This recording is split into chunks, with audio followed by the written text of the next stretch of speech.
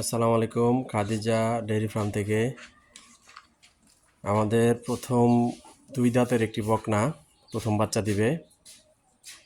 মাত্র 2 দাঁত আর মাত্র 14 দিন বাকি আছে। এই যে ওলান পালান সারা শুরু হয়ে গেছে। মাশাআল্লাহ দেখেন বান চারটার কোয়ালিটি অনেক হাই পার্সেন্টের একটি বকনা 2 দাঁত। খুরগুলো একবারে ঘোড়া খুর টানা,